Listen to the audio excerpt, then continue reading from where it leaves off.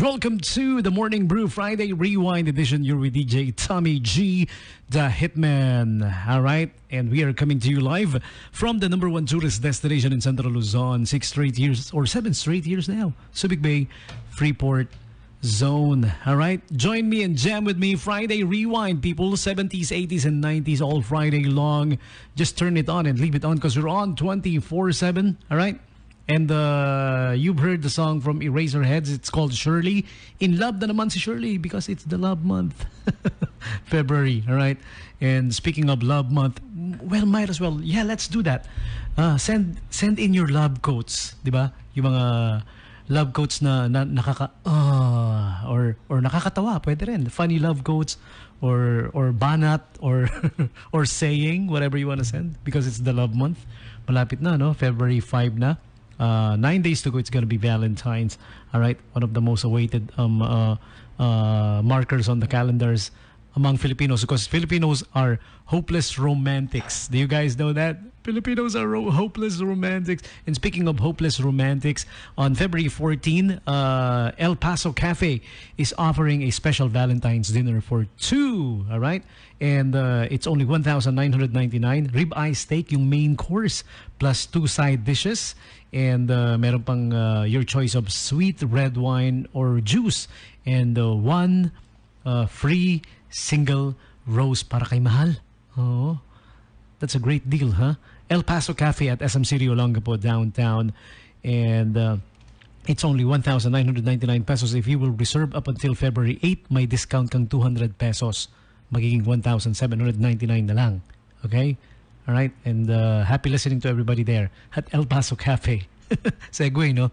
Lalo na kay Ate Jackie and all the staff of El Paso Cafe at SM City Olongapo downtown. And speaking of SM City Olongapo downtown, they will be having a 3-day sale. 3-day sale. 3-day sale. 3-day sale. February 12, 13, and 14. Up to 70% off. Amazing finds. Just look for it. All right, at SM City Olongapo downtown. See their posters and visit their Facebook page for more details. All right, SM 3-day sale, Feb 12 to 14, 2021. Okay, Ohio Ati Tess from Japan. All right, I saw your live video. What's burning? Hindi ko napanood ng buo yung video eh. Kasi busy tayo on board eh. But I saw something burning dun sa live video mo, ha? Baka naman may nag-iihaw lang, ha? Pengi ako, masarap yan. Okay, so Ohio, Ate Tess Hernandez and all the rest of the Hernandez family, relative of yours. Yung related kay Ate Tess, maraming Hernandez sa mundo eh. Sa Spain, ang daming Hernandez, no? You guys know, speaking of Spain, yung capital ng Spain, Barcelona, no? Do you know what Barcelona stands for? Barcelona means city by the river. Parang ganon. Or the river place. Yun yung meaning nun eh. And Beijing, you know what Beijing means? It means the wall. Well, it figures they have the Great Wall. All right? And ano pa ba? Yung mga meaning ng mga cities. Tokyo means, pag translate mo, it translates to the capital. Yun yung meaning ng Tokyo. All right? Okay? That's in Japan. And also in Japan is Yokohama. All right?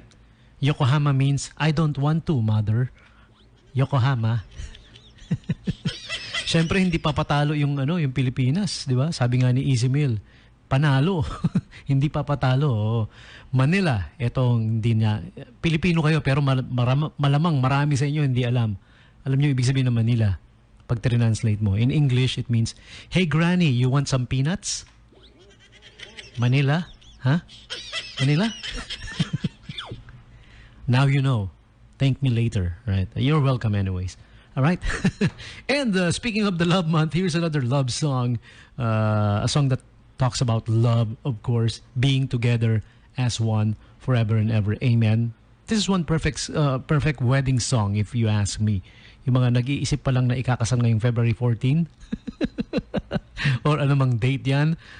This is a perfect song for you guys. Music coming from Striper. Gonna slow things down a little bit. This song is called Together as One.